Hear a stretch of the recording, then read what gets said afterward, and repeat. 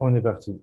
Et donc, du coup, voilà, on est parti pour une heure et demie. Je vais vous laisser entre les mains experte de mode qui va vous apporter des conseils d'énergie et de motivation. Ce que je vous propose, encore une fois, utilisez le chat si éventuellement vous avez des questions. Je serai la personne qui va être mal polie en interrompant de temps en temps Maud pour pouvoir lui poser vos questions, vos retours et vos réactions aussi, hein. On reste sur un moment de partage. Je vous souhaite une bonne visio et à tout à l'heure. Je te laisse la main, Maud. Merci Anthony. Alors oui, c'est déjà la deuxième fois que je fais un webinaire avec Anthony. Du coup, la première fois, j'avais expliqué le modèle et l'outil process communication. Et là, je développe un petit peu plus un concept en particulier qui s'appelle les besoins psychologiques. Pourquoi? Eh bien, parce que c'est un des outils pour moi qui est essentiel au sein de l'outil ProcessCom, qui permet de connaître ses sources réelles de motivation, de pouvoir en prendre conscience et de pouvoir les utiliser au quotidien pour éviter justement de descendre dans le stress. Et on peut dire qu'une chose, c'est que depuis quelques mois, voire 2 ans maintenant, on est assez régulièrement en stress et on a beau être parfois dans un environnement privilégié sans forcément subir toutes les contraintes sanitaires, malgré tout, c'est une ambiance qui pèse, qui laisse un sentiment désagréable chez tout le monde. Et l'importance de connaître ses besoins psychologiques pour se remettre en motivation, eh bien, ça va être tout l'enjeu de ce webinaire. Alors, pour ceux qui ne me connaissent pas, moi je suis Maud Nivet, je suis formatrice avec l'outil Process Communication Modèle et j'aide à la communication, à la gestion d'équipe, au développement personnel et au management, surtout pour les managers de proximité. C'est tous ceux qui ont des petites équipes qui travaillent au quotidien avec leurs collaborateurs et qui ont cette casquette de manager malgré tout. Je suis infirmière de formation. J'ai débuté ma carrière aux urgences de Bourges et j'y ai passé 7 ans. Et ensuite, j'ai intégré un réseau de crèches et j'ai été manager d'une équipe de crèche pendant 4 ans et formatrice aussi depuis 10 ans. Tout au long de mon parcours professionnel, que ce soit aux urgences ou au sein de mon réseau de crèche, j'ai été formatrice pour former des équipes, donc au premier secours et ensuite à la santé, à la sécurité. Et c'était voilà, c'était essentiel pour moi le jour où j'ai découvert l'outil ProcessCom. Je détestais tout ce qui était inventaire de personnalité et test, je l'admets volontiers. Et parce qu'à chaque fois, je me retrouvais dans une case et que je n'aimais pas ça. Parce que soit j'étais blanc, soit j'étais jaune, soit j'étais vert. Et en même temps, bah, il y avait les autres types de personnalités qui me plaisaient aussi et dans lesquels je pouvais me retrouver. Et quand j'ai découvert Process Communication Modèle, eh bien, ça a été tout l'effet inverse, parce que le modèle décrit justement qu'on a les 6 types de personnalités en nous. Donc, personne n'est dans une case puisqu'on a les 6 types en nous, et on peut évoluer dans ces différents étages, dans ces différents types de personnalités. Et ce qu'on va voir, c'est qu'il y a des besoins psychologiques. Alors, je vais vous partager un PowerPoint. On va pouvoir échanger et discuter autour de tout ça. Je vous remets juste en plus grand pour moi. Voilà. Que ce soit un peu plus agréable et que je vous vois. Hop. Voilà, c'est un petit peu mieux. Est-ce que tout le monde voit bien? Levez les pouces. Impeccable. Alors, du coup, là, ce que je vais vous présenter, c'est un PowerPoint pour tous ceux qui sont inscrits et dont Anthony a les mails. Il vous sera transmis. Le PowerPoint qui vous sera transmis, ce sera le cadeau et vous allez voir, il y a des choses que vous allez pouvoir retravailler au quotidien et si vous avez envie de connaître vos propres besoins psychologiques, vous pourrez l'utiliser très régulièrement pour faire des rappels. Et si jamais, éventuellement, vous êtes connecté via les réseaux sociaux et que j'avais pas votre mail, n'hésitez pas à me l'envoyer par message privé. Mettez-le dans le chat, sinon, si vous voulez être sûr de le recevoir. Comme ça, on pourra vous envoyer la cartographie des besoins.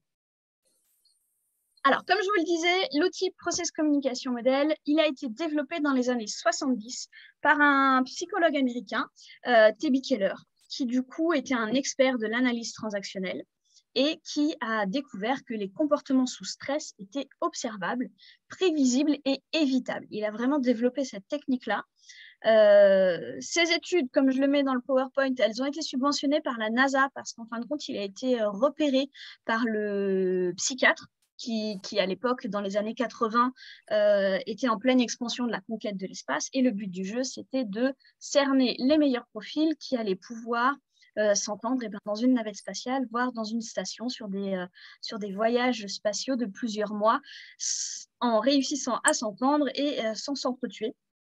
Donc, en réel confinement, ce qu'on a un peu vécu depuis 2 ans. Donc, c'est là aussi où voilà, la naissance du modèle a vraiment été créée pour des personnes en confinement. Qu'est-ce que ça permet? Eh bien, ça permet de mieux se connaître et de comprendre les autres, d'améliorer sa communication et ses relations. Ça permet aussi surtout d'utiliser les leviers de sa motivation. Et c'est vraiment là-dessus qu'on va discuter pendant ce webinaire. C'est vraiment comprendre sa motivation au quotidien et comment la remplir de façon positive. Parce que si on cherche à la remplir de façon négative, on va avoir des comportements sous stress. Debbie Keller, il a développé son modèle pendant plus de 20 ans. C'est utilisé partout dans le monde, beaucoup en management, dans l'éducation, dans la santé, et dans la vente, dans beaucoup de domaines. Il travaille toujours, il bosse toujours, il a 84 ans et il travaille toujours sur des études. C'est des études scientifiques qu'il fait avec des panels et avec des expériences, donc il y a vraiment un consensus scientifique là-dessus. Et ce que je vous disais, c'est un inventaire de personnalité, mais ce n'est pas un test. Il n'y a personne qui est dans une case et on a toutes les ressources en nous. C'est ça que j'ai fait avec ce modèle. Ce que je vais faire, c'est que je vais vous décrire une partie du concept, comment notre personnalité est structurée. Et ensuite, on passera aux différents besoins psychologiques. Mais j'ai vraiment besoin que vous puissiez comprendre le modèle. Alors, ceux qui ont fait le premier webinaire avec moi en avaient déjà entendu parler. Mais du coup, pour tous ceux qui ne connaissent pas du tout l'outil ProcessCom et qui le découvrent, je vais passer 5-6 minutes à vous décrire la structure de personnalité avec l'outil ProcessCom. C'est schématisé. C'est schématisé avec une maison. C'est ce qu'on appelle une maison ou un immeuble de personnalité qui montre bien que nous avons les 6 types en nous. Je ne sais pas si vous voyez ma souris qui bouge. Si, ok, donc j'ai fait bien de l'utiliser. Donc, il y a les 6 types de personnalité. Là, ils sont structurés avec différentes couleurs. Chaque couleur correspond à un type de personnalité. Je vais vous les citer au fur et à mesure qu'on va découvrir les besoins psychologiques, puisqu'à chaque type de personnalité correspond un type de besoin psychologique. Ce qui est important à connaître, c'est que vraiment, on a les 6 types en nous. Je vais me répéter et le rabâcher, mais vraiment, c'est important de le comprendre. Et on va développer toutes ces capacités au cours de notre vie. Ce que le modèle dit, c'est qu'on a un des 6 types de personnalités qui se fixe à la base, en orange, là, pour l'exemple qui est là, quasiment dès la naissance, dans les premières semaines de la vie. Pourquoi, comment, Debbie Keller travaille encore dessus et devrait d'ailleurs apporter des réponses en 2022. Mais en tout cas, il y a au moins un des 6 types qui se fixe dans les premières semaines de la vie et ça va être notre élément structurel de personnalité. C'est là-dedans qu'on va retrouver nos points forts, nos qualités premières, notre zone de confort et notre mode de communication préférentiel. Et aussi une motivation au quotidien. Ensuite, pendant les 7-8 premières années de la vie, en fonction des expériences, de ce que vit l'enfant, de ce qu'il ressent, de l'éducation, l'école, toutes les expériences qu'il a, il structure son immeuble de personnalité et du coup, il va placer les 5 autres étages selon un ordre qui lui est propre, qui est différent pour chacun. C'est-à-dire que chacun de vous autour de nous, là, a un immeuble différent. Il y a plus de 720 combinaisons qui existent. Donc voilà, le principe d'être unique existe vraiment aussi avec cet outil. Et du coup, à 7 ans, l'immeuble est fixé et on évolue après au cours de notre vie dans ces différents étages. Ça peut arriver qu'au cours de notre vie, eh bien, il y a un événement positif ou négatif. On peut prendre par exemple un mariage ou bien à l'inverse un décès. Il y a des événements qui peuvent nous apporter du stress, que ce soit du stress positif pour le mariage, du stress négatif pour un décès ou pour la perte d'un emploi ou quelque chose de positif, une reconversion professionnelle, un changement, une reprise d'entreprise, une création. Ces périodes intenses de stress peuvent nous amener à ce qu'on appelle un changement de phase en ProcessCom. C'est tout simplement si vous prenez ma souris, la motivation, quand on est enfant, elle est dans notre base. Et au cours de la vie, suite à un événement, on peut évoluer dans notre immeuble de personnalité et passer à l'étage du dessus et avoir un changement de motivation au quotidien. Ça nous est tous arrivé. Si on réfléchit dans notre vie, oui, on peut avoir des changements de motivation. Quand on était plus jeune, on appréciait ça. Par exemple, on avait envie de faire tel métier, puis au final, on a évolué, il s'est passé des choses et on a complètement changé et on a eu envie d'évoluer vers autre chose. C'est ce qu'on appelle un changement de phase. Ce qui est important à savoir, c'est que votre immeuble de personnalité ne change pas. C'est juste la motivation au quotidien qui change et du coup, le stress qui peut l'accompagner. On va y venir au fur et à mesure. Est-ce que là, pour le moment, pour tout le monde, c'est bon ce concept-là? Ok, super. J'ai mis le sous-sol parce que dans chaque maison, en tout cas les 3/4, il y a un sous-sol ou une cave. Là-dedans, ce qu'on va y retrouver, c'est les comportements sous stress. C'est-à-dire que si vous ne remplissez pas bien les besoins psychologiques de votre personnalité, que l'on va décrire ensuite, eh bien, on peut être amené à prendre cette petite porte au sous-sol et à descendre dans le stress. La lumière, c'est l'outil ProcessCom.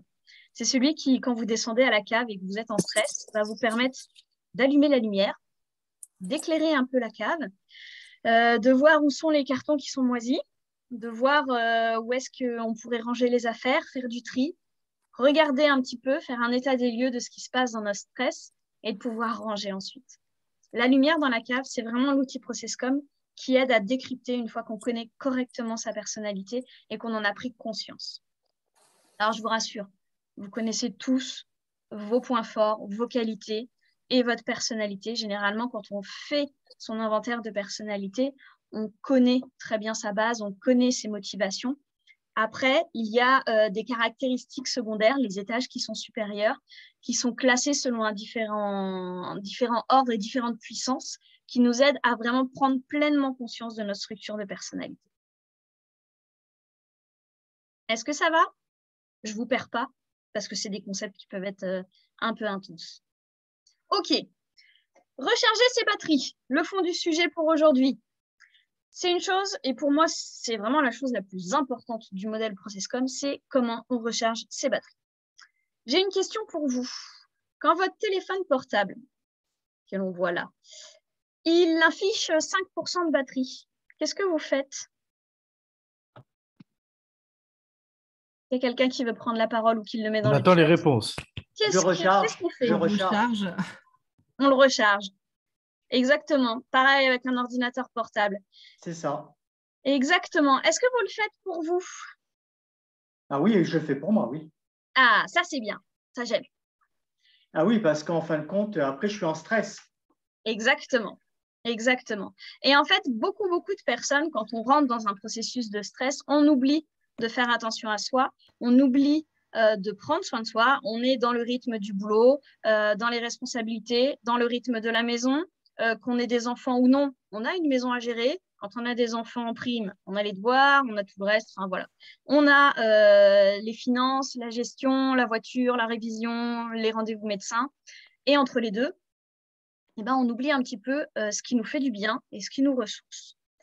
Donc, on prend l'habitude de charger notre téléphone portable. Eh ben, on va prendre, grâce à aujourd'hui ce webinaire, l'habitude de brancher notre propre batterie et de nous ressourcer nous. Et c'est surtout que oui, vous en avez le pouvoir. Je voudrais faire une autre analogie aussi, c'est définir un petit peu le besoin psychologique. À votre avis, pour vous, c'est quoi un besoin psychologique? Besoin de parler, communiquer. Un besoin de parler, de communiquer. Échanger. Ouais. Pour éviter le stress, quoi. Oui. Alors, il y a beaucoup de on va les voir et on va les décrire, mais en effet, ça peut regrouper ça. Et le besoin psychologique, je voudrais le comparer au besoin physiologique. Alors là, c'est la casquette d'infirmière qui reprend le dessus. Qu'est-ce qui se passe pour que le corps humain il fonctionne? Qu'est-ce qu'on fait? Qu'est-ce qui est obligatoire? On mange. On mange. On boit. On boit. On dort. On dort, exactement. C'est les trois principaux si on veut. Et on communique. Parce que si on ne communique pas, ça va pas non plus. Et on respire aussi. Et on respire, ça peut être utile. Ça peut être utile. Ce qui est important, c'est que du coup, si vous vous privez d'un de ces besoins physiologiques essentiels, par exemple, vous partez dans une traversée du désert. Vous avez votre sac à dos, les 3 litres d'eau, impeccable, vous partez en trek. Et puis, pas de bol, vous vous perdez. Vous commencez à aérer, et puis à la fin de la journée, vous êtes toujours dans le désert. Vous passez la nuit, et le lendemain, pareil. Vous avez commencé à épuiser vos réserves d'eau, il n'y en a plus. Qu'est-ce qui se passe si au 3e jour, vous êtes toujours en train d'errer dans le désert et que vous voyez une oasis, sauf que, pas de bol, dans l'oasis, il n'y a que de l'eau croupie. Qu'est-ce que vous faites avec cette eau croupie? Je la bois quand même. Hein. Ouais, on la boit quand même. Et en fait, le besoin psychologique, selon l'outil ProcessCom, il est un petit peu décrit comme ça. Il est décrit sur le fait que si on ne remplit pas, quoi qu'il arrive, si on ne remplit pas notre besoin psychologique de façon positive, on va chercher à le remplir, quoi qu'il arrive, de façon négative. Et c'est là qu'on va avoir les comportements sous stress. Donc, prendre conscience de quel est notre besoin psychologique, notre ou nos besoins psychologiques préférentiels qui nous mettent en énergie et qui rechargent notre batterie de téléphone, eh bien, c'est prendre soin de soi, boire de l'eau fraîche. Si on n'a pas ça, on va chercher de l'eau croupie. Et quoi qu'il arrive, on va aller la boire. Donc, l'important, ça va être justement de ne pas boire de l'eau croupie.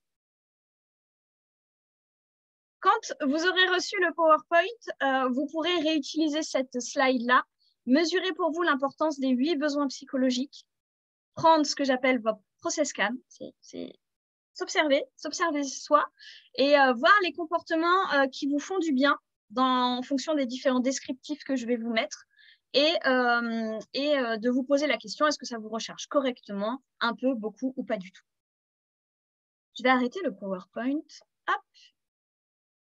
Je vais juste arrêter le PowerPoint et je vais revenir en grand et je vais vous décrire le premier besoin psychologique. Hop là. Le premier besoin psychologique, si vous voulez m'avoir en grand, vous n'hésitez pas, c'est dans le petit onglet affichage et vous cliquez sur intervenant. Le besoin psychologique, il est corrélé au type de personnalité empathique. C'est la couleur orange, c'est reconnaissance pour la personne et besoin sensoriel. Ce sont ces 2 besoins psychologiques préférentiels. La personne de type empathique, c'est quelqu'un qui est chaleureux, compatissant, sensible. C'est ses points forts. Il aime créer l'harmonie autour de lui, il aime que ça se passe bien, il aime les choses chaleureuses, les cocooning, il aime avoir des objets autour de lui qui ont des valeurs affectives. Il a besoin de remplir son besoin sensoriel. Ça va être tout ce qui concerne les 5 sens, des odeurs agréables, une musique douce, un joli paysage. Ce sont des gens qui sont capables d'avoir une très grande capacité à lier les gens, à être chaleureux et à créer de l'harmonie autour d'eux. Leurs besoins psychologiques essentiels, c'est, je vois Sandrine qui dit, vous êtes en train de me décrire. Alors oui, je vais donner des précisions aussi, mais en effet, on peut très vite se reconnaître dans certains types de personnalités. Et de toute façon, je le rappelle, vous avez les 6 en vous. Donc de toute façon, il y a un moment, il y en a un qui est prédominant chez vous, mais quoi qu'il arrive, vous avez les 6 types en vous. Je ne sais plus ce que je disais. J'étais partie où? J'étais partie sur... C'est pas grave. Ah oui, le besoin psychologique essentiel, c'est la reconnaissance pour la personne. C'est-à-dire pour lui-même. Quelqu'un qui a une très forte personnalité de type empathique a besoin d'être reconnu pour elle, pour soi. C'est-à-dire qu'elle n'a pas besoin, par exemple, qu'on lui dise « Super, tu as bien bossé aujourd'hui ». Non, ce qui va lui faire du bien, ça va être oh, « J'ai passé une super journée avec toi ». C'était très agréable, on a papoté, j'ai vraiment apprécié cette journée, c'était vraiment du bonheur. Merci beaucoup pour toi. Ça, c'est quelque chose, je vois Séverine qui continue à voilà. Si ça vous parle et si ce que je viens de dire vous touche et vous donne envie de sourire, c'est qu'en effet, votre énergie empathique est sûrement très importante et que ce besoin psychologique-là peut être bénéfique pour vous. Si on n'a pas ça, si on n'a pas cette reconnaissance pour la personne ou si on ne remplit pas nos besoins sensoriels, on peut être amené à tomber dans du stress. Et là, les personnes de type empathique en comportement sous stress vont prendre moins soin d'eux, vont arrêter d'aller chez le coiffeur, par exemple, ne vont pas faire attention à comment elles s'habillent, si le t-shirt est accordé aux chaussures ou si le sac à main va bien, alors que d'habitude, c'est des choses auxquelles elles font attention. Et elles vont faire des erreurs stupides. C'est typiquement la personne qui, en réunion, va apporter le café et va renverser le café sur le tas de dossiers hyper importants dont on avait besoin pour la réunion. Faire des erreurs vraiment involontaires et qui vont amener à la décrédibilisation. Vous vous souvenez, l'eau claire, l'eau croupie. L'eau claire, c'est reconnaissance pour la personne. J'apprécie de travailler avec toi. L'eau croupie, c'est j'ai fait une erreur stupide, j'ai renversé le café. Bah, on me reconnaît, hein, on m'apporte de l'importance. Mais bon, c'est pas positif. Ça vous va? Est-ce que vous comprenez la subtilité entre le besoin positif et le besoin négatif par rapport au comportement sous stress? Ok, je vois des pouces. Je vois des pouces, je vois des oui. Donc ça, c'est un besoin psychologique pour la personne de type empathique. Et je vous montre. Si tout va bien. Ah, c'est pas celui-là. Hop là. Je refais un partage d'écran. Voilà, c'est celui-là. Hop là. Comment est-ce qu'on peut le remplir au quotidien? Ça, vous l'aurez en PDF. Du coup, reconnaissance pour la personne au quotidien, eh bien, c'est faire attention à entretenir des relations avec des collègues dont on se sent proche, faire des pauses avec eux pour un moment chaleureux et authentique. C'est tout bêtement arriver avec un quart d'heure d'avance et prendre le temps d'un café pour discuter avec ses collègues qu'on aime bien. Cette énergie-là, c'est mon fonctionnement de base. Je suis une personne de base empathique. Et quand je travaillais aux urgences, souvent le week-end, on avait parfois un peu de chance. Le week-end était un peu plus calme. Et je savais que si j'arrivais 15 minutes en avance, si j'étais avec des collègues avec lesquels je m'entendais très bien, eh bien oui, le week-end, on arrivait en avance avec certaines de mes collègues pour avoir le temps de préparer le café. Certaines avaient prévu d'amener des chouquettes. Voilà, on amenait le thé que la collègue aimait bien. On prenait les tasses qui correspondaient aux personnes parce qu'on savait qu'un tel aimait une grande tasse, l'autre une petite tasse. J'avais une collègue, Annie, avec laquelle je m'entendais très, très bien et on aimait ça. C'était vraiment important pour nous que la journée démarre bien, que tout le monde se sente bien pour démarrer son week-end de boulot aux urgences avec un moment convivial et chaleureux. Et ça, c'est important, ça ressource. Ça peut être par exemple aussi, mais voilà, arriver au travail, dire bonjour de façon chaleureuse, prendre des nouvelles. Comment ça va? Comment vont tes enfants? Est-ce que tout va bien? Ça, c'est des moments authentiques qui nous ressourcent et on apprécie aussi qu'on nous pose ces questions-là. Mais du coup, c'est comme ça qu'on peut remplir ce besoin psychologique. J'aime bien aussi ça, s'autoriser à s'offrir un cadeau et savourer le bien-être que cela procure sans culpabiliser. Je précise, et j'aurais même dû le mettre en gras dans le truc, sans culpabiliser pour la personne de type empathique. J'en vois sourire, je comprends que ça parle à certains.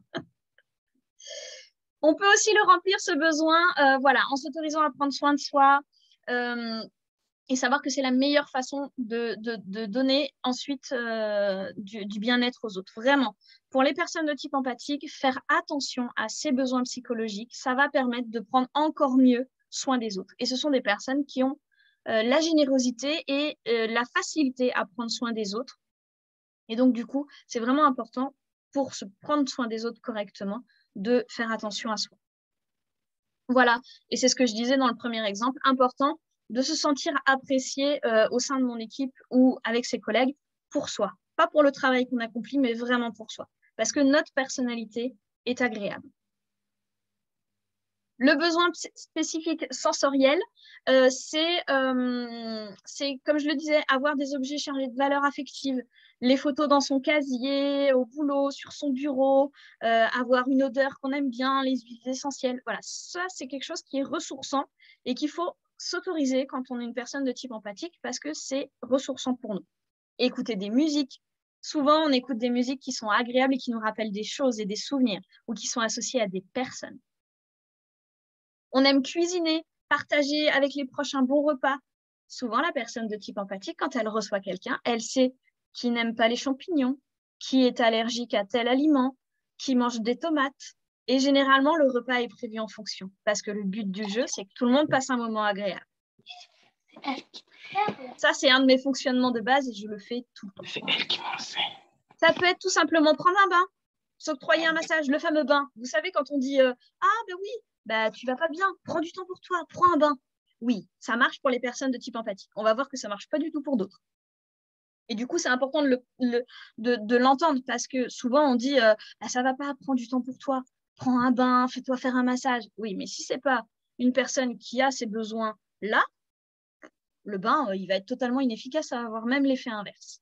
Donc, c'est important de le connaître. Mais pour les personnes de type empathique, oui, prenez un bain, ça fait toujours du bien.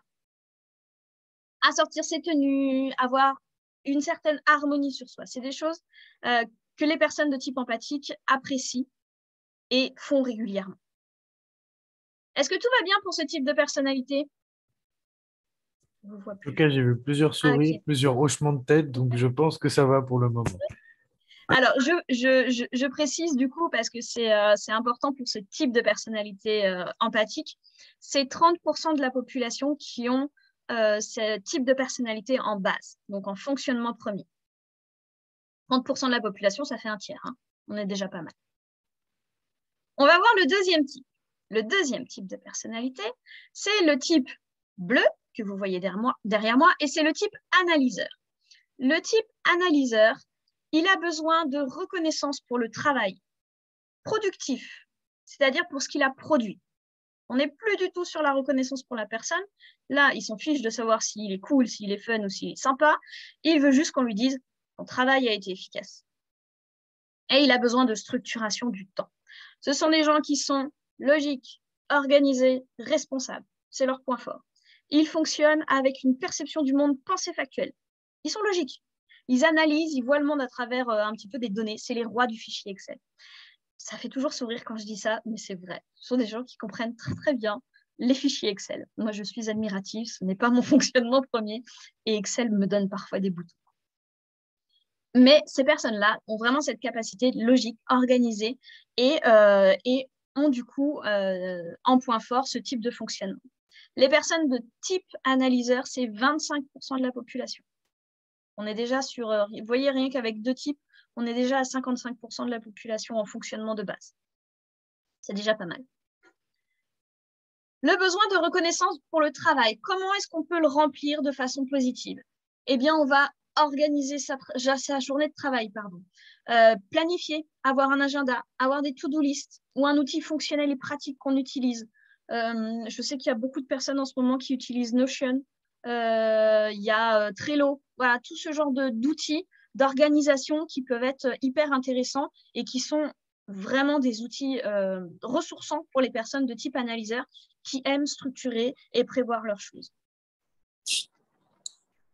On peut aussi le remplir en apportant son expertise, ils aiment transmettre, ces personnes-là, ils aiment montrer leurs compétences et apprendre les choses aux autres. Donc, on peut aussi, pour eux-mêmes, ils aiment lire, ils aiment apprendre, ils aiment recevoir des formations, apprendre du contenu et se perfectionner. Quand je reçois un feedback positif sur mon travail, généralement, on se sent boosté pour le travail efficace qui a été réalisé. Ça, généralement, ça donne un coup de fouet. Ce sont des personnes qui, pour remplir leurs besoins de reconnaissance pour le travail productif, aiment trouver des solutions pour des problématiques de gestion, de financement, d'emploi du temps. Et quand elles le font en plus de façon très efficace, généralement, eh bien, elles sont satisfaites. Et comme je le disais, elles aiment transmettre. Donc, ce sont des personnes, n'hésitez pas, si vous sentez que ce besoin psychologique vous correspond, à transmettre à vos collègues vos connaissances ou à vos enfants, si vous en avez, vos neveux, vos nièces, votre conjoint. Souvent, c'est des personnes qui aiment transmettre et apporter leur expertise. Ou à proposer une prochaine visio pour les rencontres BGE et Citélab. C'est ça. Ça marche aussi. Pour le besoin psychologique, le deuxième besoin pour ce type de personnalité, c'est la structuration du temps. Organiser planifier, on en revient à ça. Souvent, c'est des gens pour leurs vacances personnelles ou pour un séminaire d'entreprise, ils vont prévoir les plannings, imprimer les itinéraires à l'avance, ils savent où ils vont atterrir, quel est le parking. Ils ont généralement tout prévu à l'avance. Et c'est bien pour eux, c'est serein. C'est-à-dire que eux, c'est serein pour eux et ça leur apporte du réconfort et ça les motive au quotidien quand ils arrivent à organiser les choses de façon efficace. Pareil, ils sont sereins quand ils ont terminé leur travail prévu en temps et en heure. Le comportement, là, c'est de l'eau claire. L'eau croupie, ça va être quoi? Ça va être en fin de journée quand on a eu plein d'imprévus et qu'on n'est pas capable d'avoir bouclé tout ce qu'on avait prévu de faire. Et bien, du coup, on va être énervé parce que la fin de journée, c'est trop tard. J'ai plus le temps, je dois débaucher et je suis fichue. J'ai encore plein de boulot. Et généralement, la pression monte et on quitte pas le travail. On quitte pas le travail, on reste jusqu'au bout du bout parce qu'on n'a pas fini la journée. Et puis, on rentre trop tard. Ou alors, si on est obligé de rentrer, on va être énervé le soir. On n'est pas énervé contre ses enfants ou contre son conjoint. En fin de compte, on est énervé parce qu'on n'a pas réussi à boucler notre charge de travail qu'on avait prévue. Et donc, du coup, on mange de l'eau croupie et on va s'énerver sur le manque d'efficacité des autres, généralement. Sur le lave-vaisselle qui n'a pas été rangé. Sur les vêtements qui traînent par terre. Je donne ces exemples-là, c'est des exemples plus de la vie familiale, mais généralement, ça parle bien. On apprécie quand les réunions, elles terminent à l'heure et elles commencent à l'heure. C'est souvent les personnes qui disent, bon, écoute, on avait rendez-vous à 14h30, il est 14h37, il manque encore Bertrand et Gérard. Il y a un moment, moi, à 15h, je suis partie. Hein. À 15h, je suis partie. Moi, c'est fini, j'ai autre chose à faire derrière, j'ai un rendez-vous client. Donc, soit on commence maintenant, soit vous vous débrouillez sans moi. Je me casse. Ça peut être des réactions si la structuration du temps n'est pas respectée que l'on peut retrouver de la part d'un collègue ou de soi-même lorsqu'on a ce type d'énergie et ce type de besoin psychologique au quotidien. La devise favorite, je l'aime beaucoup, chaque chose à sa place, une place pour chaque chose. C'est hyper logique et c'est normal et c'est comme ça et c'est carré. Vraiment, c'est des personnes qui aiment tout ce qui est carré, tout ce qui est ordonné. Dans leur environnement, ça va être un petit peu pareil. Il ne va pas y avoir forcément du superflu, c'est des objets contemporains, précis, high-tech. Voilà, c'est du carré, c'est du fonctionnel et du pratique. Moi, j'expérimente ce besoin psychologique depuis peu et je vais vous donner un exemple concret. Je me suis fait plaisir. Alors, on ne va pas la voir, si on va la voir. À Noël, ça faisait des mois, des semaines que je m'agaçais sur j'ai pas de temps, j'arrive pas à me structurer. Vraiment, un manque de structuration dans mon organisation personnelle d'entrepreneuse et un besoin d'avoir un cadre. Et je l'ai trouvé, j'arrivais pas à caler mes séances de sport, alors que je savais que ça me faisait du bien. J'arrivais pas à caler mon travail, j'arrivais pas à répondre aux mails tout en faisant le boulot que j'avais prévu. Bref, j'étais un peu larguée. Je me suis fait plaisir, je me suis fait un cadeau. Je me suis fait une montre connectée. Je l'ai achetée d'occasion, comme ça j'ai gagné un peu de sous en prime. Et en fait, c'est vachement bien. J'adore. J'adore recevoir une notification sur mon téléphone et dire « Ah ouais, ok, mince, le mail, c'est vrai, j'ai pas répondu. Hop, je reçois mes alertes. Ah oui, j'ai rendez-vous dans 30 minutes. Je reçois bêtement le nombre de pas que j'ai fait par jour. Bon, bah du coup, je sais. S'il m'en manque un peu dans la journée, eh ben, je m'autorise à prendre 30 minutes pour aller marcher dehors et atteindre mon quota de pas. C'est tout bête, mais ça peut être des astuces comme ça qui fonctionnent vachement bien et qui peuvent être ressourçantes. Trouver des outils, comme je vous disais tout à l'heure avec des organiseurs d'agenda comme Trello, comme Notion, ou une montre. Moi, ça m'a vraiment apporté une structuration. Un exemple.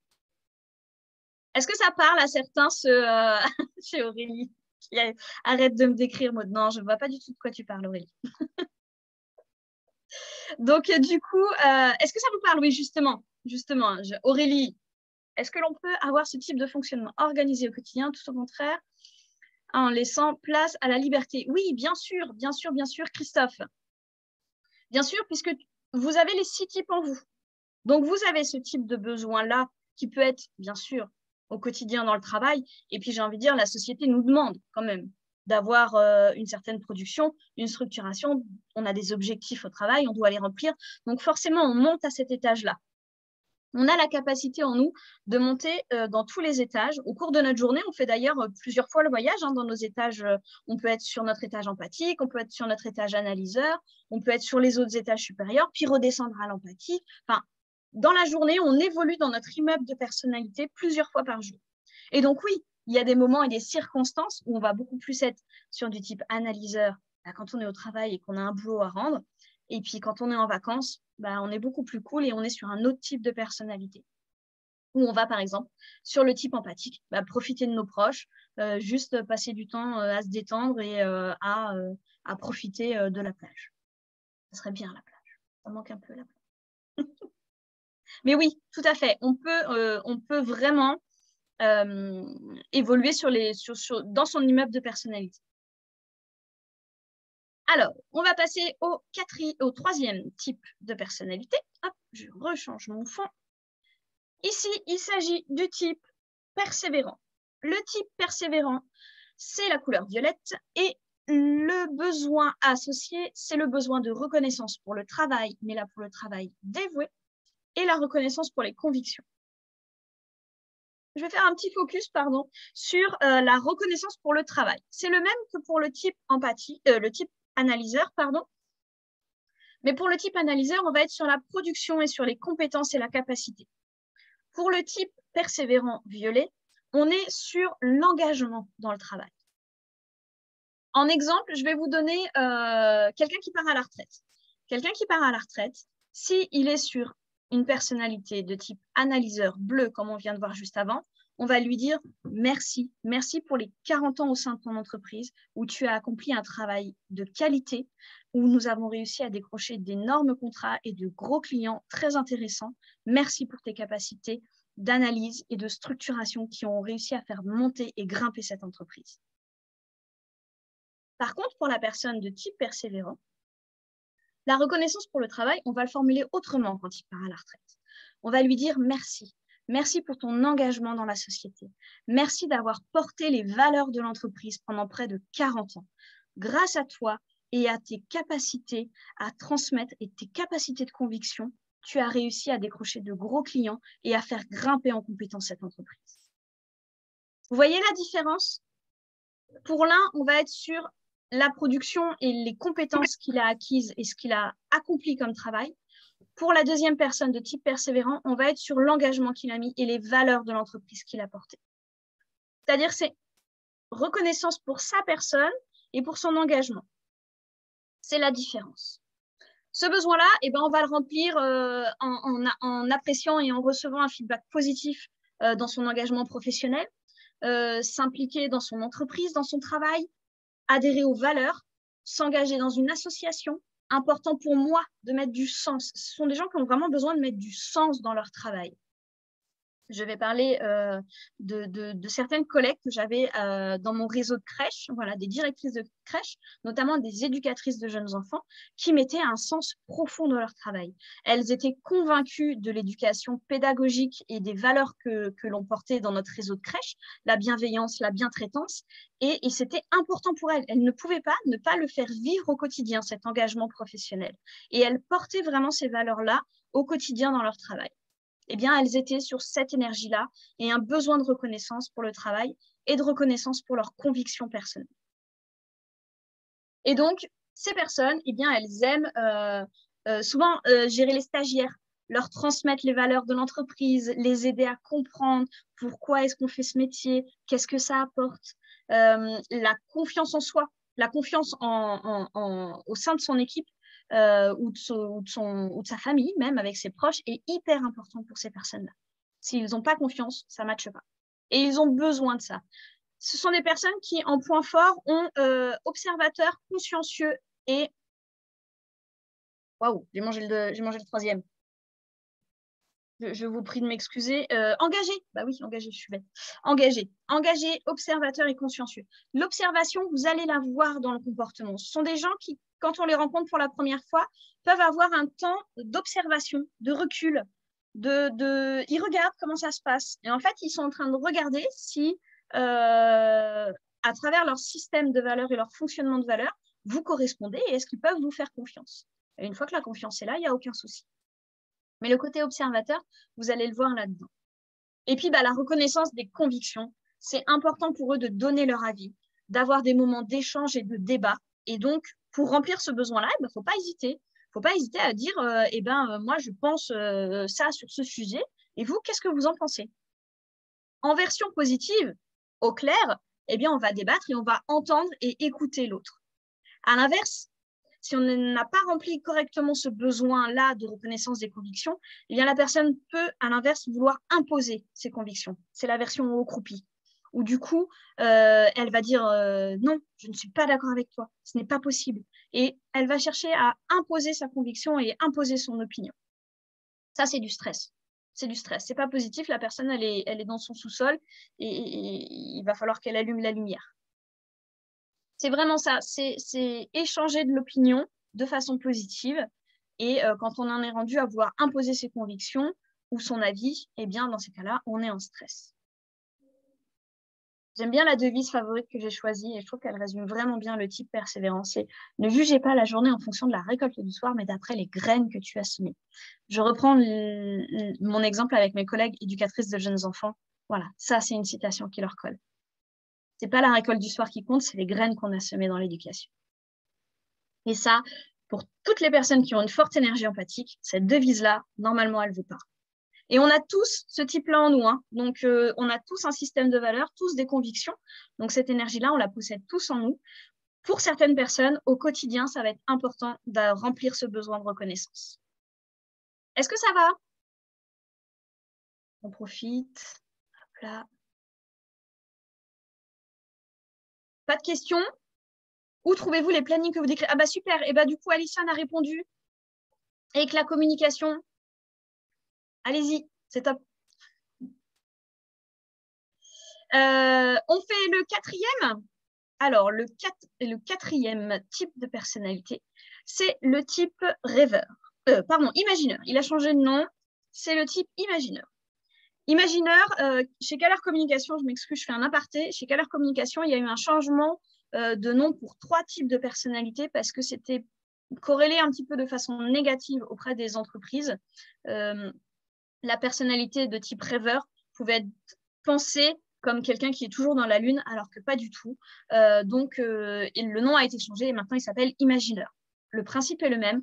Ce sont des personnes qui fonctionnent avec la perception inaction, c'est-à-dire la réflexion. On va leur dire quelque chose et ils vont d'abord formuler la réponse dans leur tête avant de la dire. Il y a vraiment une activité intense chez les personnes qui ont un type de personnalité rêveur, une imagination énorme et une visualisation énorme. Moi, j'aime les décrire. Vous connaissez le blop qui fait des ramifications partout, ou même vous imaginez des champignons. Le champignon comment ça s'appelle? Le mycélium, je vais y arriver. Le mycélium vraiment fait des ramifications partout et se balade. Eh bien, à l'intérieur du cerveau des personnes qui ont un type imagineur de façon préférentielle, c'est un petit peu ça. Les pensées partent dans tous les sens et elles ont parfois besoin d'une directive, d'un positionnement, qu'on leur mette un panneau stop pour qu'elles passent à l'action. Des personnes qui peuvent commencer plein de projets en même temps et, quand elles rentrent en stress, n'en terminer aucun. Ou alors, encore mieux, elles ont un mail hyper important à faire. Elles vont y penser pendant qu'elles sont dans la voiture. Là, je vous parle d'expérience. J'ai fait cet étage-là pendant de nombreuses années et ça m'arrivait fréquemment d'avoir des mails à remplir. Et du coup, pendant mon trajet en voiture, j'ai rien d'autre à faire que penser. Et du coup, je pensais, alors je vais écrire ce mail et je l'écrivais dans ma tête. J'allais mettre ci, ça, ça et ça et ça. OK. C'était fait. C'était fait. Et puis, une semaine après, je m'apercevais que non, je n'avais toujours pas envoyé le mail. Non, je l'avais déjà fait dans ma tête. Donc, c'est bon. C'était fait, c'était réglé. Voilà, ça peut être l'eau croupie pour les personnes de type imaginaire. Parce qu'en fin de compte, le besoin psychologique qui est corrélé, c'est la solitude. La solitude, c'est pas aller vivre au fond d'une grotte. C'est pas ça du tout. C'est vraiment réussir à avoir du temps pour soi, pour se ressourcer, pour lire un livre, pour avoir le temps justement de laisser son cerveau vagabonder sur 50 000 pensées sans forcément avoir un cadre. Mais du coup, c'est des moments de solitude seul avec soi où on peut se retrouver et se recentrer. C'est les moments que j'avais dans ma voiture, à faire des trajets entre le boulot et la maison. Et vraiment, une fois que j'ai découvert ProcessCom et que j'étais en plein dans ce besoin psychologique-là, j'appréciais le fait de le savoir, j'appréciais ces moments-là de 30 minutes de trajet de voiture pour pouvoir me ressourcer et être seule. À l'époque, je travaillais en crèche, voilà, en section avec une dizaine, 10, 12 enfants. C'était pas forcément comme ça que je remplissais mes besoins de solitude. Donc vraiment, j'avais appris à prendre du temps pour moi à la maison, dire j'ai besoin de 15 minutes, laissez-moi tranquille. Je reviendrai en forme après. Et c'est vraiment important parce que sinon, on prend des moments de solitude, mais on s'enferme dans notre tête et on ne fait plus rien. Par contre, on ne passe pas à l'action. D'où on n'écrit pas les mails, on n'envoie pas les courriers, on ne vide pas le lave-vaisselle. Trop tard, on l'a déjà fait dans notre tête. J'exagère et je caricature, mais ça peut vraiment être ça. Et donc, comment remplir de façon positive, en buvant de l'eau claire, notre besoin de solitude ? C'est vraiment ça, prendre un bouquin, aller marcher une demi-heure, un endroit calme, avoir un endroit isolé où on peut se ressourcer, où on sait qu'on ne va pas être dérangé. Quand on est au travail, par exemple, je prends l'exemple d'un open space. Si on a ce besoin de solitude, un open space, c'est juste infernal pour remplir ce besoin psychologique. Donc, ce qui peut être important et de le remplir, c'est par exemple de prendre son temps de pause de midi au calme, seul. Et il ne faut pas que la personne de type empathie se dise « Oh ben non, tu ne vas pas manger tout seul quand même !» Parce qu'elle n'aime pas laisser les gens tout seuls, la personne de type empathie. Oui, mais la personne de type imagineur, elle a besoin. Elle a vraiment besoin de manger seule et d'avoir ce temps pour se ressourcer seule. Donc, si on connaît ce besoin-là chez nous, il ne faut pas hésiter à prendre du temps pour seul et l'expliquer. Dire non, mais moi, là, j'ai besoin de manger pendant 30 minutes et je voudrais juste être seule pour me retrouver toute seule. Voilà, j'ai juste besoin de ça. Les gens l'entendent. Hein. Quand on exprime nos besoins, généralement, les gens l'entendent, il n'y a pas de souci. Et ça peut se remplir comme ça, ce besoin psychologique. Profiter des temps de trajet, en voiture, en train. Voilà. Lorsque c'est possible, arriver 5-10 minutes en avance. On est sûr d'avoir du temps calme au boulot. Bon, sauf si vous êtes dans un service où il y a toujours du mouvement H24 comme dans un hôpital. Mais si vous êtes dans des bureaux, vous arrivez avec 30 minutes d'avance. Vous allez avoir 30 minutes pour vous préparer seul au calme à votre cadre de travail. Ou à l'inverse, vous profitez du temps du soir. Moi, quand j'étais directrice de crèche, c'est ce que je faisais. Le soir, souvent, quand j'étais de fermeture de 19h à la crèche, je prenais 1 heure de plus pour faire de la gestion administrative, mais j'étais toute seule. Et en fait, j'étais bien. J'arrivais à travailler efficacement parce que j'avais 1 heure seule dans mon lieu de travail, mais au moins, j'étais tranquille. Ça peut être des astuces comme ça. Et puis, apprécier des discussions tranquilles, riches, profondes avec ses proches. Ce sont les personnes qui ont une forte énergie imaginaire. Elles aiment avoir des discussions calmes.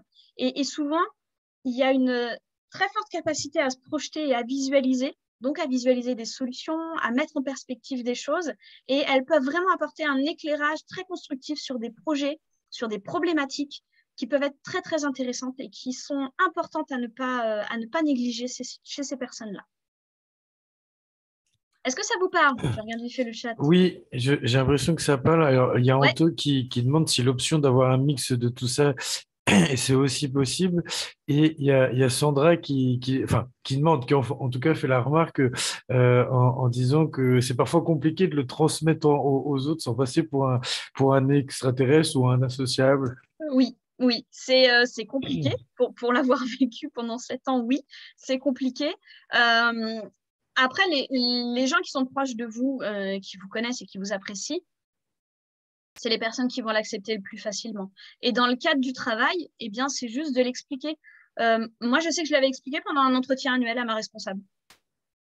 Je lui ai dit, j'ai fait process communication modèle, j'ai mon inventaire de personnalité, je sais que ce besoin-là, j'ai besoin de le remplir. Et donc, oui, je vais parfois avoir un comportement où je vais avoir besoin d'être seule. Et auprès de mon équipe, je l'avais expliqué en leur disant que parfois, j'aurais besoin de manger seule dans mon bureau, juste pour pouvoir être disponible l'après-midi pour tout le monde, pour les enfants comme pour elles. Et les gens l'entendent parce que quand vous prenez ce temps-là, qui vous autorise à le prendre, eh ben, vous revenez, vous êtes plus en forme, vous êtes plus efficace, vous êtes pleine de motivation. Il voit que ça marche. Bah ok alors, si ça marche. Vous pouvez très bien le valider dans le cadre du travail, que ce soit avec votre N+1 ou avec vos collaborateurs. Il faut l'expliquer. L'idéal, c'est d'avoir un inventaire de personnalité ProcessCom, d'en être sûr et de dire bah, j'ai fait ça. Donc voilà, ça aide. Mais faut pas hésiter. Souvent, les gens, quand qui nous apprécient et qui nous connaissent et avec qui on travaille au quotidien, entendent les besoins. Théoriquement, un bon manager, dans un entretien annuel, vous demandera de quoi as-tu besoin. Bah, vous pouvez le dire. J'ai besoin de ça. Sans passer pour un extraterrestre. Sinon, vous envoyez le replay du webinaire. Ça marche aussi. Et le mix de tout ça, ben oui, bien sûr. Surtout si vous avez déjà expérimenté plusieurs étages de personnalité. Comme je vous ai dit, moi, je suis de base empathique. J'ai fait une phase rêveur et je suis actuellement en phase phase imagineur, pardon. Et j'ai fait une phase et je suis en phase analyseur. Donc, j'ai déjà expérimenté 3 étages pleinement. Et j'ai aussi mes 3 autres étages au-dessus. Hein, c'est des ressources secondaires. Mais je peux remplir les autres besoins aussi. Ça ne me fera jamais de mal. Et du coup, je pense à remplir régulièrement. Alors, en priorité, à l'heure actuelle, mes besoins psychologiques de l'étage analyseur.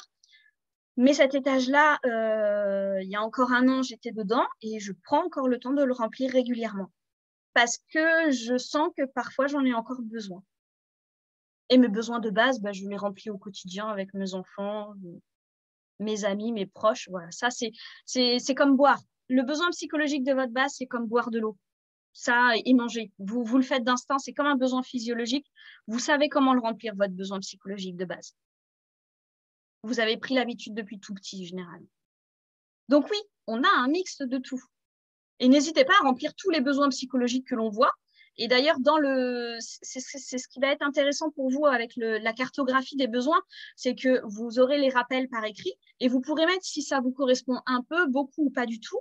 Et puis, vous pouvez rajouter des choses. Combien de fois par semaine je le fais, ce besoin-là? Est-ce que si je le remplis tous les jours, ça m'apporte? Ou est-ce que si je le remplis une fois dans la semaine, c'est largement suffisant?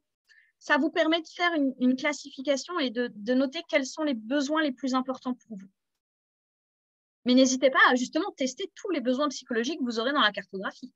Au contraire, ça sera toujours intéressant et toujours bénéfique. Ça ne peut pas vous faire de mal. 5e besoin. 5e besoin, c'est le besoin psychologique de contact. Le type de personnalité énergiseur. Énergiseur, je vais le préciser, anciennement appelé rebelle. Pareil, type rebelle, c'était pas super bien connoté en entreprise, on n'aimait pas bien voir cela, et pourtant, ils sont extrêmement importants. Donc maintenant, il s'appelle le type énergiseur. Ne vous étonnez pas si je me trompe un peu, parce que celui-là, le nom, j'aimais bien rebelle. Moi, ça me correspondait. Donc, énergiseur, on va rester dessus, parce que c'est ce que vous allez retrouver désormais si vous regardez Internet et que vous regardez l'outil ProcessCom. Le type énergiseur, il a besoin de contact. Ce sont des gens qui sont ludiques, créatifs et spontanés. Spontanés, vous allez le voir directement. Ce sont des gens qui parlent, hop là, ça sort tout de suite. Un petit peu cerveau, bouche. Comment tu vas ce matin? Ça va les biloutes? Ce sont des gens qui aiment rigoler, plaisanter, amener cette petite étincelle de vie au quotidien. J'avais une collègue aux urgences qui était comme ça. Je savais quand j'allais bosser avec elle, il y aurait toujours un moment où on allait se marrer, où on allait plaisanter. Elle savait mettre du punchy dans tout. Même dans des journées qui étaient archi pourries, il n'y a pas d'autre mot aux urgences, et si on travaillait avec elle, voilà, il y avait toujours un moment où on allait rigoler. Vous voyez très très bien cet étage-là quand vous regardez les enfants. Les enfants en spontanéité, en ludique, en créatif. Voilà, c'est vraiment réussir à se reconnecter à son enfant intérieur. J'aime bien dire ça pour cet étage-là. Et donc, c'est un besoin de contact. Besoin de contact, c'est adorer, papoter, rire, s'amuser, mettre un peu de fun dans la journée. Ça booste pour le reste de la journée. Passer un moment rigolo à raconter la dernière mésaventure qui nous est arrivée ou à raconter le dernier film super trop cool avant d'aller travailler et de se mettre au boulot correctement. Ce sont des gens qui sont créatifs, alors créatifs, c'est pas forcément dans de l'art, c'est pas forcément les pros du dessin, de la création et tout ça. C'est aussi être créatif en trouvant des solutions innovantes. Moi, j'aime bien le décrire comme ça parce que c'est parfois des gens qui trouvent des solutions auxquelles personne n'avait pensé. Et c'est des solutions qui marchent. C'est vraiment ce côté-là créatif où, oui, bien sûr, ils ont un côté où ils vont aimer les travaux manuels, aimer faire de la peinture, faire des jeux. Ils aiment refaire les règles d'un jeu de société, par exemple. C'est vachement plus fun quand on rajoute une règle un petit peu plus contraignante, histoire de mettre un peu plus de challenge. Souvent, ça peut être ça. Ce sont des gens qui sont très à l'aise en société et qui sont à l'aise avec plein de personnes différentes. Ils ont souvent des groupes d'amis très variés. Ils peuvent avoir des personnes beaucoup plus vieilles que leur âge, que des plus jeunes, voilà, c'est vraiment très différent. Ils ont des amis très, très variés et ils sont à l'aise avec tout le monde. Ils aiment ce qui est fun, ce qui est rigolo, ce qui est de l'ordre du gadget qui va les faire remarquer. Voilà, j'ai mis l'exemple, par exemple, si je travaille à Noël, j'ai un stylo bonhomme de neige qui clignote. Ouais, je reprends, c'était ma collègue aux urgences. À Noël, il y avait toujours un truc qui clignotait, que ce soit le serre-tête, le stylo, le bracelet, voilà. Fallait un truc qui fasse réagir. Ces personnes-là, elles aiment la réaction. Elles fonctionnent comme ça. Leur perception du monde, c'est de la réaction. C'est blanc ou c'est noir, il n'y a pas de gris. C'est pas j'aime ou j'aime pas, c'est j'adore ou je déteste. Il n'y a pas de transition. C'est vraiment des personnes que on y va souvent à cet étage-là, hein, l'étage énergiseur, on y va tous. On aime rire, on aime plaisanter, on aime blaguer. Voilà, quand on est à cet étage-là, on est à l'étage énergiseur. La devise favorite, c'est vraiment ça. Faire son travail sérieusement sans se prendre au sérieux. Ils adorent faire ça. On leur donne une mission et on leur dit, tu as un objectif, dans 1 mois, il faut que ce dossier-là soit bouclé. Je te laisse faire, tu fais comme tu le sens.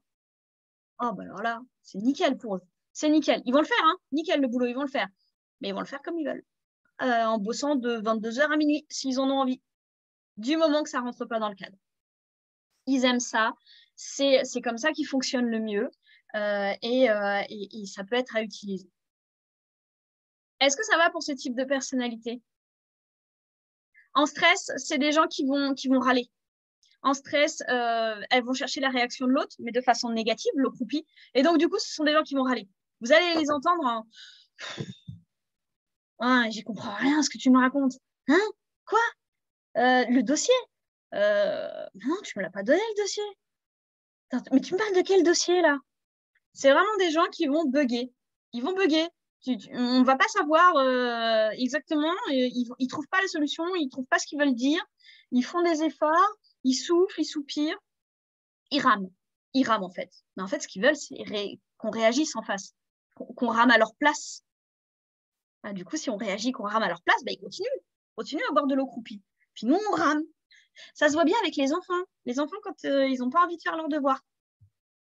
Voilà, pour ceux qui ont des enfants, quand un enfant n'a pas envie de faire son devoir ou qu'il n'a pas envie de comprendre la règle de soustraction, il n'a pas envie de la comprendre. Et si on ne passe pas par du ludique et du jeu, ça ne marche pas.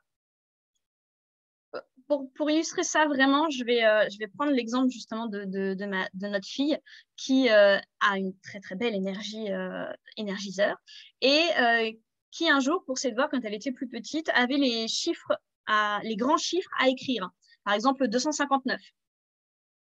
J'ai essayé tout un week-end de lui faire intégrer, impossible. Le week-end d'après, j'ai changé de méthode. Je me suis connectée à son étage énergiseur et je lui ai fabriqué des faux chèques sur des bouts de papier. C'était une de mes collègues éducatrices de jeunes enfants qui l'avait fait justement avec son enfant. Et j'ai réutilisé ce truc-là parce que je me suis dit que ça allait coller. J'ai donc découpé, sur les conseils de ma collègue, des faux chèques. Je lui ai pris plein d'objets dans sa chambre. J'ai tout mis sur la table du salon et je lui ai dit, viens faire tes devoirs. Déjà, quand elle est descendue, elle a tiqué, elle a dit, qu'est-ce qui se passe? Pourquoi tous mes jouets sont là? Elle était déjà intéressée. Je lui ai dit, écoute, on va réviser tes devoirs. Comment tu veux que je révise mes devoirs? Je lui ai dit, tu vas me racheter tous tes jouets. Tiens, un carnet de chèques, un stylo. Au départ, elle a râlé. Elle a dit, non, je veux pas, c'est quoi ton jeu et tout. Mais elle était déjà accrochée, elle avait déjà envie de jouer. Et du coup, elle a demandé, moi, je vais récupérer cette peluche-là. OK, 259 €. Mais il faut que tu l'écrives tout en entier. Et s'il était faux, Eh ben, je joue avec elle. Eh ben non. Je déchirais le chèque tout en rigolant et tout en mettant de l'humour dedans, en lui disant, eh ben non, je la garde la peluche. Tant que c'est pas bien écrit, ton chèque est pas valable. Et comme ça, on a joué pendant 45 minutes et elle a révisé ses chiffres. Et après, ça roulait. C'est réussir à mettre du ludique. Bon, là, c'est un exemple caricatural, mais c'est vraiment ce qui s'est passé avec ma fille. Et ça marche très, très bien. Dans le cadre du travail, ça va être un peu plus compliqué à reproduire. Mais dans l'esprit, c'est ça. C'est réussir à accorder des moments de fun, laisser un petit peu de place au fun pour ces collègues-là qui en ont besoin. Parce qu'en plus, c'est un besoin psychologique. Quand on arrive à le remplir, à des fois, en 2 minutes, il est rempli et la personne est reboostée à fond. Il faut réussir à créer une complicité. À partir du moment où vous avez créé la complicité, franchement, le rire, la blague, elle peut se faire en 2 secondes, avec un clin d'œil, avec un mot, avec « dis donc, tu te souviens de l'autre fois? On a bien rigolé. Ouais, allez, viens, on remet ça. » Et hop, on se remet au boulot. On prend 5 minutes, raconte-moi une blague, ensuite on se remet au taf. Réussir à créer cette complicité avec cette personne qui a ce besoin énergiseur au quotidien. Dans le cadre du travail, ça peut passer par des petits moments de détente qu'on s'accorde, mais en disant après on se remet au taf. Ça marche bien. Je vois qu'il y a plein de trucs, j'ai pas eu le temps de lire. Est-ce que tu as eu le temps de lire T'inquiète, je suis sur le coup. Ah, t'es sur le coup, ok. Oui, c'était Sandra surtout qui témoignait qu'elle était ravie d'entendre et de constater de trouver un nouvel éclairage et d'explication. Comme je le vis depuis longtemps, que les cases n'existent pas, car je n'ai jamais réussi à rentrer, à me reconnaître dans tous les seuls, dans une seule, mais dans tout en Oui. fonction de l'éclairage. Et je répondais aussi que c'était nous tout l'enjeu aussi. Alors, on parle d'accompagnement hein, sur les porteurs de projets et les entrepreneurs, mais dans l'accompagnement en général, c'est super important pour nous de vous faire travailler sur ces phases-là. Et c'est aussi pour ça que je suis content que Maud accepte de nous offrir ces temps aussi, parce que si vous vous connaissez et que si vous êtes en équilibre, eh ben, votre projet derrière, il sera en équilibre et en plus, vous saurez reconnaître vos besoins et peut-être les besoins des clients en face, des fournisseurs, des partenaires. Et ça fait partie de votre projet intégralement et c'est la première base finalement de votre projet. Je te laisse reprendre la main. Ah non, non, mais c'est hyper important et c'est exactement ça, Anthony. C'est que souvent, on offre aux personnes le besoin que l'on a, alors que non, la personne en face de nous, elle n'a pas forcément le même besoin psychologique. Je reprends l'exemple de la personne de base empathique ou de phase empathique qui a un besoin psychologique de reconnaissance pour la personne et de besoin sensoriel. Si elle va voir son collègue de base ou de phase imagineur qui a besoin de solitude et qui va lui dire oh, « j'ai adoré cette journée qu'on a passée ensemble, c'était super agréable de travailler avec toi ». On s'en fout. C'est pas son besoin psychologique premier, mais comme ça lui fait du bien à elle, elle sait que c'est ça qui lui fait du bien, et bien souvent on a tendance à offrir le besoin à l'autre. Reconnaître que l'autre en face n'a pas les mêmes besoins que nous, mais ça révolutionne les choses, parce qu'on n'a pas du tout les mêmes objectifs. Surtout dans le cadre du travail ou quand on est entrepreneur et qu'on est face à un client qui va vous dire très bien, donnez-moi le meilleur bilan comptable que vous avez par rapport à votre société, donnez-moi le taux de pourcentage d'augmentation que je vais avoir si je signe chez vous. Il n'a pas besoin de reconnaissance pour la personne, hein, celui-là. Hein. Il a besoin de chiffres, de données, de calculs, d'efficacité. Vous êtes donc sur un type analyseur. Et ben, vous montez à cet étage analyseur et vous lui donnez des chiffres. Et vous ne lui faites pas des blagounettes de l'étage énergiseur, parce qu'il va pas les prendre. À l'inverse, quelqu'un qui va vous dire « Ouais, ok, non mais elle est fun ta proposition, j'entends, c'est sympa ce que tu me proposes, mais du coup, ça va m'apporter quoi moi? Vas-y, ça me coûte quoi moi ?» Là, c'est quelqu'un qui est en train à utiliser les mots truc, c'est chouette, c'est fun. Il est donc sur un langage un peu plus familier, ça peut être typique de la personne de type énergiseur. Celui-là, il a besoin de contact. Eh ben, on va lui donner. Le client, on va lui donner. On va pas lui parler chiffres. Les chiffres, il s'en fiche, lui. Lui, il a besoin de savoir qu'est-ce qui va être sympa dans votre truc. Eh ben, vous lui dites, mais tu vas t'éclater avec mon projet. Mais signe avec moi, tu vas voir, on va passer 3 mois d'accompagnement ensemble. Je te promets du fun. Ben là, vous l'accrochez. À l'autre, vous allez lui dire, avec mon programme, vous allez avoir 30% de plus d'augmentation à la fin du semestre. Là, vous lui parlez. En fait, c'est vraiment réussir à reconnaître ça chez l'autre. Donc là, on ne peut pas le faire exactement aujourd'hui sur ce webinaire-là, mais l'outil ProcessCom a plein d'autres concepts en termes de communication, de reconnaître le mode de communication de la personne, de savoir sur quel canal de communication on lui parle, quel type de personnalité il est.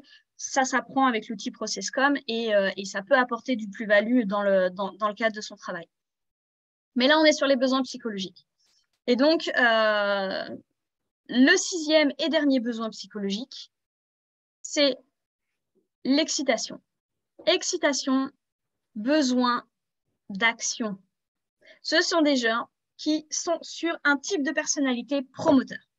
Type de personnalité promoteur. À l'inverse du type imaginaire qui pense d'abord et qui agit après, lui, il agit d'abord et il pense après. Il a besoin d'action. Il fonce, il y va. Il ne perd pas son temps en parlotte. Ce sont des personnes qui sont adaptables, pleines de ressources, qui aiment les challenges, qui sont persuasifs et charmeurs. Ils arrivent à accrocher les personnes et à convaincre aussi, mais avec la version charme. En exemple caricatural, mais je le donne quand même parce qu'il parle à beaucoup de monde, c'est George Clooney. Vous voyez George Clooney? Vous voyez le côté charme? Ben voilà, type promoteur, George Clooney, James Bond. Jacques Chirac, quand il était jeune, si vous regardez des anciennes vidéos de Jacques Chirac, il a une attitude promoteur qui est assez parlante et assez visible, où il fonce, il va, il est au taquet. James Bond, il pense, il fonce, il agit, il réfléchit après. Et George Clooney a ce côté charme. Voilà, il arrive à convaincre tout le monde. George. Tout le monde achète son café, non? Le besoin psychologique pour ce type de personnalité, c'est l'excitation. Ils aiment avoir des temps courts d'excitation, de décharge d'adrénaline sur des courtes périodes. Il n'y a pas besoin de très longtemps. C'est le défi typique. C'est, écoute, on va voir son collaborateur qui est sur une énergie promoteur et on lui dit, on a une présentation dans 10 minutes qui commence. Béatrice, qui devait faire la présentation, est malade, elle vient d'appeler, elle ne peut pas être là. Est-ce que tu peux reprendre le dossier et faire la présentation? Les clients sont dans la salle, ils nous attendent. Est-ce que tu te sens prêt pour la faire? Oh purée. Mais là, vous lui donnez des ailes. Vous lui donnez des ailes. 1, il va le faire. 2, il va assurer grave. 3, il vous signe le contrat. Je vous jure, il vous signe le contrat. Les personnes qui sont sur l'étage promoteur et qui ont ce besoin d'excitation, là, en lui faisant une proposition comme ça, lui dire, écoute, au pied levé, il faut que tu remplaces Christine, je ne sais plus comment je l'ai appelée, Christine, et bah oui, ça les booste. Il y a du défi, il y a de l'adrénaline, et en plus, on leur demande d'être super efficaces. Oh bah oui, ils foncent, ils adorent. Remplir ce besoin d'excitation, et bah ça va être ça. Prêter moins forte sur des courts moments de travail intense, des solutions rapides et efficaces, un challenge à relever, un défi. Ils adorent.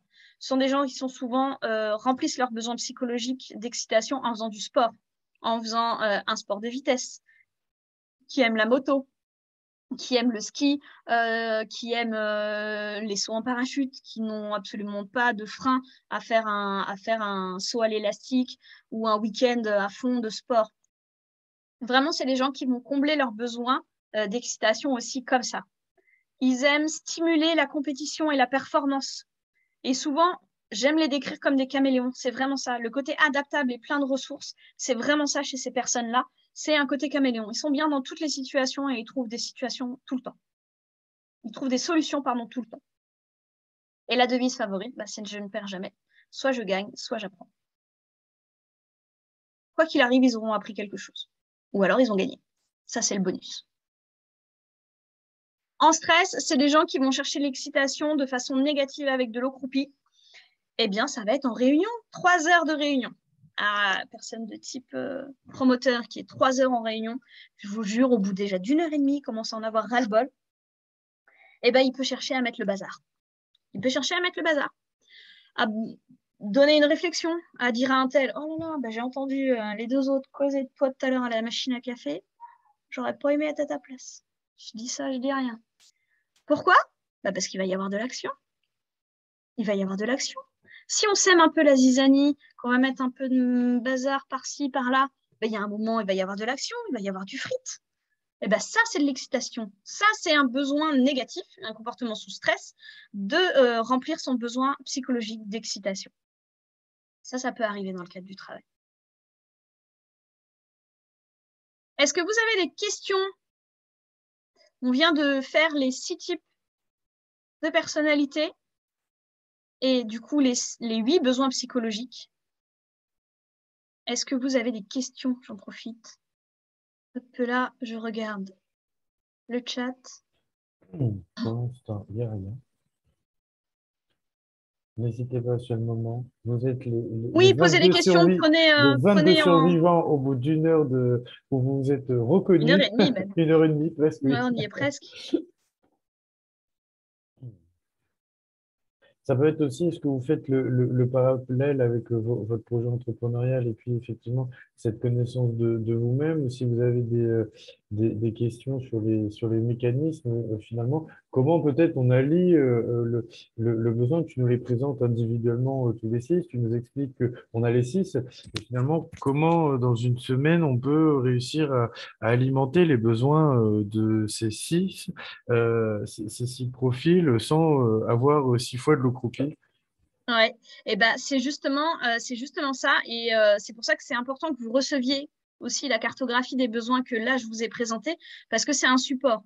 Parce qu'en 1h15 là qu'on vient de passer ensemble, je vous ai balancé plein d'exemples, plein de besoins, et c'est très dense, et on se reconnaît dans beaucoup de besoins. Et donc, c'est intense et il y a toujours un temps de digestion qui est hyper important avec l'outil ProcessCom. Donc, vous n'hésitez pas, vous reprenez le PDF, vous cochez. Vous cochez si vous sentez que ça vous fait du bien ou pas et vous testez. Quand je dis prenez votre ProcessCom et observez-vous, c'est tester.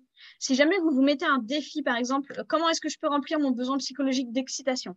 Ok, sport. Eh ben, d'habitude, je cours 3 km je raconte n'importe quoi, 20 minutes. Eh ben, aujourd'hui, c'est 15. Je me mets le défi, c'est 15. Et vous allez voir, que vous le remplissiez ou pas, l'objectif des 15 minutes en 3 km, c'est pas ce qui va être important. Ce qui va être important, c'est est-ce que ça vous motive? Est-ce que ça vous fait du bien de vous donner un challenge comme ça? Est-ce que du coup, vous sentez que ça vous met en énergie? C'est pas caricatural de dire si vous nourrissez un besoin psychologique qui n'est pas celui de votre base, on va reprendre, hop. Si vous nourrissez un des besoins psychologiques qui n'est pas celui de votre phase actuelle, votre motivation au quotidien, ça va vous faire du bien, ça va être agréable, mais sans plus. Par contre, si vous remplissez votre besoin psychologique de phase actuelle, celui qui vous ressource le plus et qui blinde votre batterie, bah, c'est jouissif, c'est carrément jouissif. C'est-à-dire que ça vous met en énergie et c'est un vrai boost. C'est même plus du carburant, c'est comme je dis, c'est le dragster qui démarre. Et c'est vraiment ça.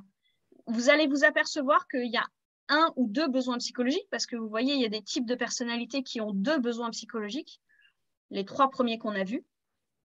Si vous sentez qu'il y a un des besoins quand vous le remplissez, par exemple, débattre d'une opinion, avoir un débat constructif avec quelqu'un, est-ce que derrière, une fois que vous avez passé 15 minutes de débat, est-ce que vous vous sentez en énergie? Vraiment, vraiment, vous allez le ressentir physiquement. Et du coup, est-ce que ça vous a boosté pour la journée? Et est-ce que là, vous êtes au taquet pour enchaîner le travail et que vous êtes boosté au quotidien? Si c'est oui, ça veut dire qu'il faut que vous fassiez attention à ce besoin psychologique-là parce que ça va vraiment être important pour vous. Donc, mon conseil, c'est ça. Vous prenez le PDF. Alors, soit vous le gardez en numérique, soit si vous avez besoin, vous l'imprimez, même si ça reste pas très écologique. Mais malgré tout, vous pouvez l'avoir sous la main et vous cochez, vous testez les différents besoins. Il y a des exemples, mais vous pouvez en trouver d'autres sur Internet en regardant les différents sites qui parlent de ProcessCom. Repérez ceux qui vous apportent vraiment un boost et qui vous ressourcent. Et du coup, vous allez réussir à identifier quels sont les besoins prioritaires pour vous. Ça ne vous donnera pas votre inventaire de personnalité avec le classement des 6 étages, mais en tout cas, il y a des besoins psychologiques que vous allez pouvoir identifier comme nécessaires au quotidien pour vous booster. Il y en a un, si vous pouvez même faire une rétrospective sur comment vous étiez quand vous étiez plus jeune. Est-ce que quand vous étiez enfant, vous aviez besoin de solitude, qu'on vous fiche la paix? Moi, sur des enfants à la crèche, il y a, je pense notamment à un enfant qui avait la très forte habitude de jouer seul avec les petites voitures. Et il jouait seul, allongé sur le tapis avec les voitures. Et il n'avait pas besoin que les copains viennent l'enquiquiner. Vraiment pas. Et du coup, en ayant identifié ce besoin de solitude chez ce petit loup, c'était son fonctionnement de base. Eh bien, ça m'est arrivé plusieurs fois de dire aux autres enfants, laissez-le, laissez-le, il a juste besoin d'un temps calme.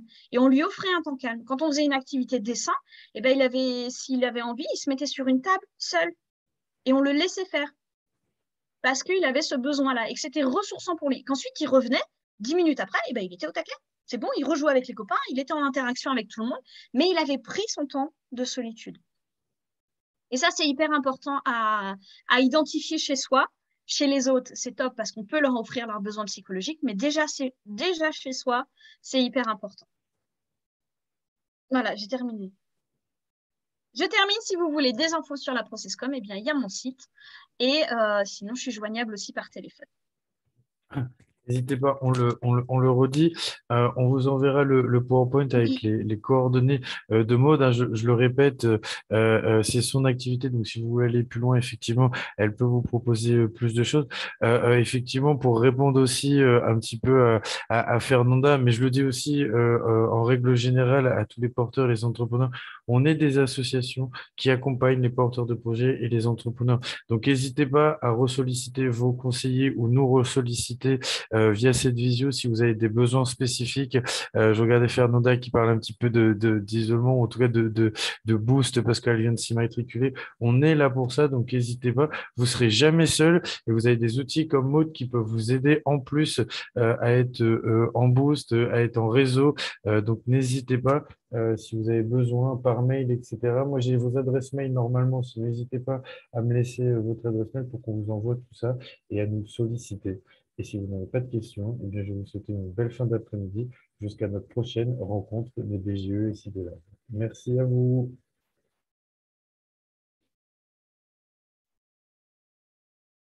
Merci à vous tous. Merci. Merci. Ah Au oui, revoir. merci Bon beaucoup. après-midi à tous. Merci à vous. Bon courage à tous. À très Merci, vite. merci. J'envoie la cartographie à Anthony et il vous la fait parvenir. C'est D'accord. gentil, merci. Beaucoup, Maud.